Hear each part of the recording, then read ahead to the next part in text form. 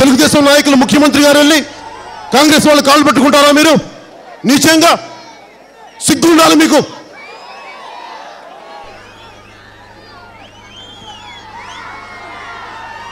Party పెట్టినప్పుడు నేను ఒకటి ఆలోచించాను, ఏ ప్రాతిపాదిక మీద పార్టీ పెట్టాలి. జెండా కింద ఏ ప్రాతిపాదికన కులాలతోటి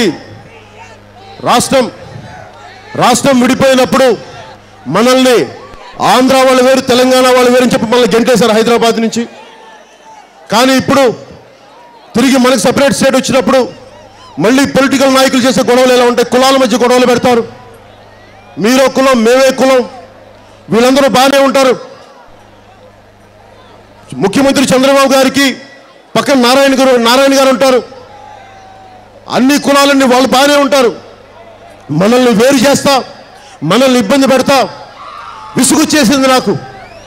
అందుకని 7 సిద్ధాంతాలు పెట్టాను. దాంట్లో ముఖ్యంగా కులాల ఐక్యతను ఎందుకు కోరుకున్నానంటే, సరదా కోరుకు చాలా ఆలోచించాను.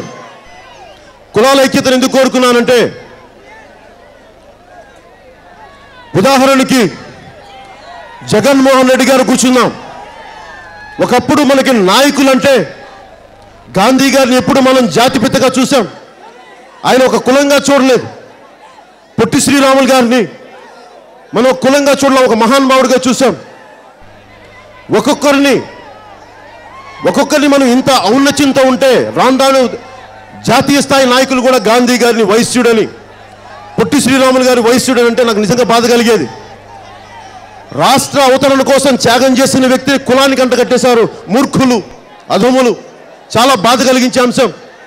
అలా ఎలా మాట్లాడతాం? ప్రాణత్యాగం చేసిన వ్యక్తిని కులానికి అంటగడతావా? అందరూ బాగుండాలి అని కోరుకునే వాడిని, సమాజాన్ని కోరుకున్న మహాత్మా గాంధీని ఒక కులానికి అంటగట్టేస్తావా? ప్రాణత్యాగం చేసిన పొట్టి శ్రీరాములు గారిని ఒక కులానికి అంటగడతావా? ఎందుకు ఈ మాట మాట్లాడుతున్నానంటే, పొట్టి శ్రీరాములు గారి జయంతి అప్పుడు పోయిన 1 సంవత్సరం క్రితం విగ్రహం ఎక్కడ ఉందంటే విగ్రహం కనిపించలేదు. ఎక్కడ ఉంది ఆ మూల ఈ మూల అంటే ఫైనల్గా తీసుకెళ్ళి ఒక వైశ్యుల కన్నికా పరమేశ్వరి దగ్గర ఎక్కడో ఆ సత్రం దగ్గర ఉంది. పొట్టి శ్రీరాములు గారిని ఒక కులానికి పరిమితం చేసినప్పుడు నాకు నిజంగా చాలా బాధ కలిగింది. ముఖ్యమంత్రి గారు మాట్లాడితే చంద్రన్న బీమా పథకం, చంద్రన్న ఆహారం, చంద్రన్న ఇది, చంద్రన్న అది అని చెప్పకపోతే పొట్టి శ్రీరాములు గారి పేరు పెట్టొచ్చు కదా? ఆంధ్రకేసరి టంగుటూరి ప్రకాశం మంత్రుల పేరు పెట్టొచ్చు కదా? ఇన్ని త్యాగాలు చేసినారు. అలాగే అన్నా క్యాంటీన్ అనబోయే బదులు డొక్కా సీతమ్మ గారి పేరు పెట్టొచ్చు కదా? డొక్కా సీతమ్మ క్యాంటీన్ అని చెప్పొచ్చు కదా? మొత్తం మీరేనా? వీళ్ళేదో వీళ్ళ జేబుల్లో సొమ్ములు పెడుతున్నట్టు, వీళ్ళ హెరిటేజ్ పాలమ్మి మనకంతా పందారం చేస్తున్నట్టుగా వీళ్ళు. ఇది మారాలి. కులాల ఐక్యత గురించి కూడా మాట్లాడుతూ ఉంటే ఒక్కొక్క పార్టీ ఒక్కొక్క కులాన్ని వెనకేసుకొస్తే ఎట్లా? అందుకే నేను ఎందుకు పోటీ చేయలేదని నేను ఒక సోషల్ ఎక్స్పెరిమెంట్ చేశాను, ఒక సామాజిక ఎక్స్పెరిమెంట్ చేశాను. పోటీ చేయకుండా రాష్ట్రం విడిపోయినప్పుడు కులాలకి మతాలకి అతీతంగా మనందరం ఒకటి దేశానికి చాటి చెప్పాల్సిన అవసరం ఉందని చెప్పి తెలుగుదేశం నాయకులు నన్ను తిట్టినంతగా ఇంకెవరు తిట్టలేదు. మీ అందరికీ తెలుసు తెలుగుదేశం నాయకులు ఏం చేశారో తెలుసు. నన్ను ఇబ్బంది పెట్టినంతగా తెలుగుదేశం నాయకులు, నేను నటుడిగా ఉన్నప్పుడు నన్నంట పరిటాల రవి అనే ఎమ్మెల్యే అంటే తీసుకెళ్లి గుండు కొట్టించాడంట. దాని మీద వాళ్ళ కథలు ఇలా అవమానం చేశారు నన్ను. ఎన్ని చేసినా నేను ఎన్ని అవమానాలు పడ్డా తెలుగుదేశం నాయకుల వల్ల నేను అన్ని అర్థం చేసుకొని రాష్ట్ర ప్రయోజనం కోసం వాళ్ళు సపోర్ట్ చేశాను.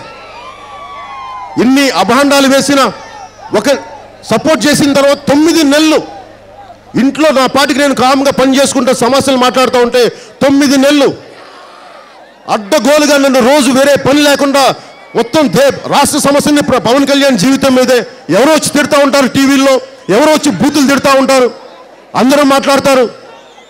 అరే ఇంత బయటికి వచ్చి ఇంత అడ్డగోలుగా ఇంత అండగా తెలుగుదేశం పార్టీకి ఉంటే, తెలుగుదేశం పార్టీ మనకి ఇచ్చింది.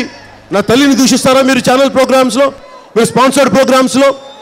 మీకు వంతాడ మైనింగ్ కనిపించట్లేదా? మీకు ఇక్కడ మన కేపీఆర్ పరిశ్రమ తాలూకు కాలుష్యం కనిపించట్లేదా మీకు?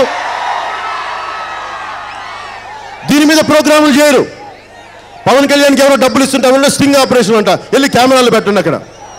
ఇక్కడ వెళ్ళి మీరు కేపీఆర్ దగ్గర పెట్టచ్చు కదా, అవి పెట్టరా, ఇల్లు చేయరు, వాటికి ఉండవు. పవన్ కళ్యాణ్ వంతాడ మైనింగ్లు ఎవరు దోపిడీ చేస్తూ ఉంటే అరే లఫూట్ అన్నా, వెధవా అన్నాను, ఫూల్ అన్నా, అది భూతాది. అరే మేము అడ్డగోలుగా మాకు రాళ్ళడ్డం పెడితే మేము మాట్లాడవా?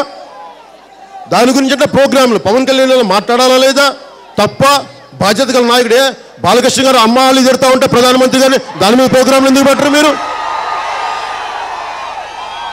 బాలకృష్ణ గారు మీరందరూ మీరందరినీ వాళ్ళ బాలకృష్ణ గారి మాటలు చూడండి. పవన్ కళ్యాణ్ సభలకు ఎవరు వచ్చినా శంకర్ జాతి నా కొడుకులు అలగా జనం అని మాట్లాడితే దాని మీద ప్రోగ్రాంలు చేయరే? ప్రధానమంత్రి గారు నేను కూర్చోబెట్టి బాలకృష్ణ గారు అమ్మాలి బూతులు తిడతా ఉంటే దాని మీద ప్రోగ్రాములు చేయరా? పవన్ కళ్యాణ్ మీకు అలుసుగా ఉన్నాడా? పవన్ కళ్యాణ్ మీకు చులకనగా ఉన్నాడా? మీకు మెత్తగా కనిపిస్తాడన్నా, మంచిగా ఉంటాడన్నా, తోలు తీస్తాం పిచ్చి పిచ్చి వేషాలు వేశారని గుర్తుపెట్టుకోండి.